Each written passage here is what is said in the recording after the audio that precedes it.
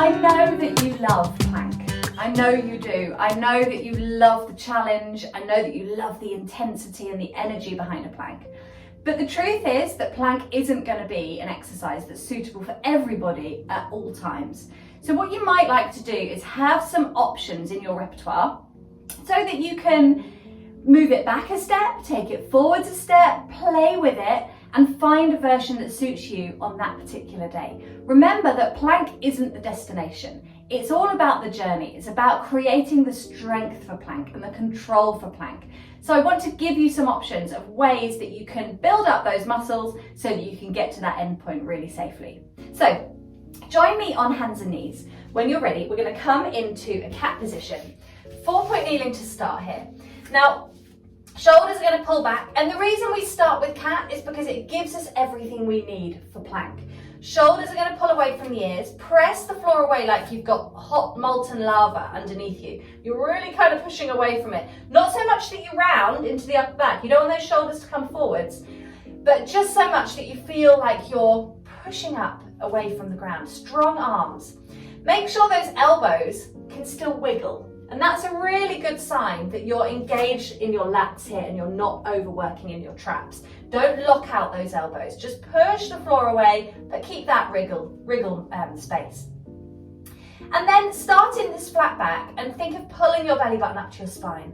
You're going to round into your C shape, exhaling as you go, and then release back to your flat back, sending your tail away.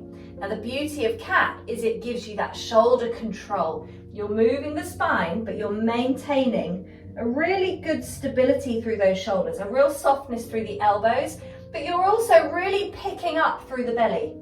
So if ever plank doesn't feel like it's going to work for you today, certain points in your monthly cycle might dictate that. You might just feel like it's too much. You might be feeling like you did a lot already and you just want to take a gentler option that's still going to work the core. This is a great option for you. So if that's you, then you're going to pause here and continue with your cat. Next up, we're coming onto your fronts. Now, Sphinx is a really great exercise to build up to plank because, again, it teaches us lots of the things we need. You're going to draw those shoulders back, press the ground away, and have the elbows underneath you, underneath your shoulders. Your eye line will be kind of just in front of your hands, fingers interlinked. Legs are fairly relaxed, but you want them about hip width. And then from here, you're going to replicate the cat that you've just done. So everything pulls back, armpits to waist, tummy lifts up to the spine, and then you're going to round that lower back. And as you tuck that tail under, your pelvis will just hover off the ground, and then you release back down again. So it's still cat.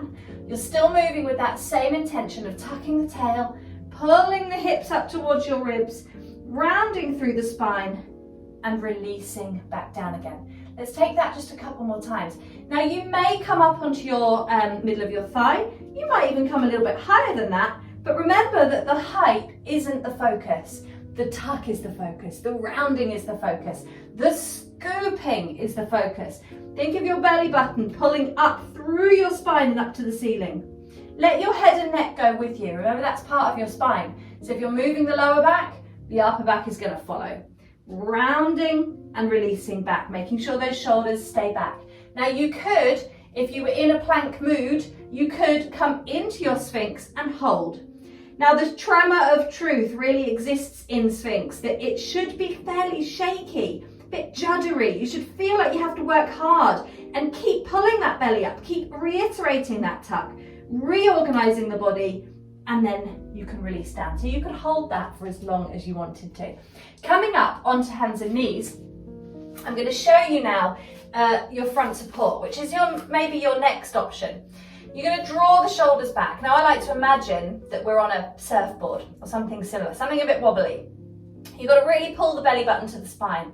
Take a very small tuck, not a big rounding like we have for cat, but just a very small tuck, enough so that you feel your belly pull to your spine and that tightening across your tummy.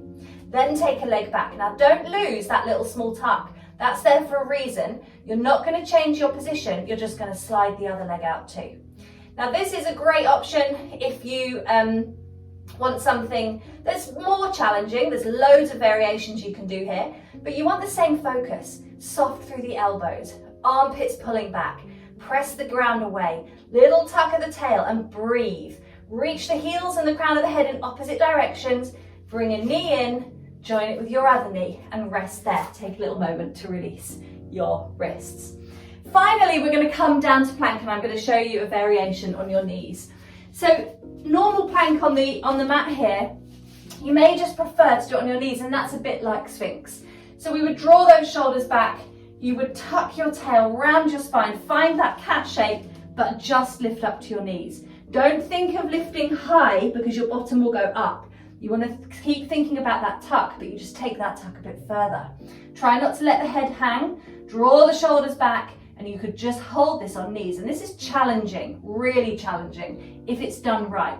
If your bottom's sticking out and you're sinking into your lower back, it's not going to be challenging. So get that tail under. It's the little tuck that makes this hard, okay? Final version is a full plank. Just give your shoulders a little release if you're following along. When you're ready, we're going to take that tuck. We're going to find that little Sphinx. You can tuck your toes under and then just reach your heels back. So you really want to be replicating Sphinx here. Keep pulling that tail under. Keep lifting your belly to your spine. Don't let the bottom go high. Think of reaching the heels away so you're active in your legs. Strong legs, reaching long. Crown of the head reaching away, shoulders back, pushing the floor away, ribs in, and knee down, and rest down. And relax there, take your moment. So any of those versions are going to be a great option for creating some of the strength and stability that we need for plank, making sure that your plank is coming from here, not from here, and not from here. So it really needs to be abdominals. You feel like the belly button is pulling so much up into the spine that the weight is really lifted from the shoulders, that it's not about the shoulders and neck doing all the work, which can be a really common compensation pattern that we take it here. Get that belly to do all of the work for you and get to a point in all of the variations where you really feel that before you move on to the next version. So enjoy, and I hope that was useful. Thanks so much for joining me. I really hope you loved this video. Be sure to subscribe and share this with another person in your life who you know would love it too.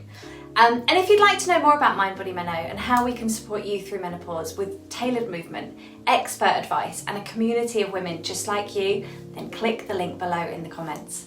But for now, if you're ready to just enjoy another session with me, then just click here.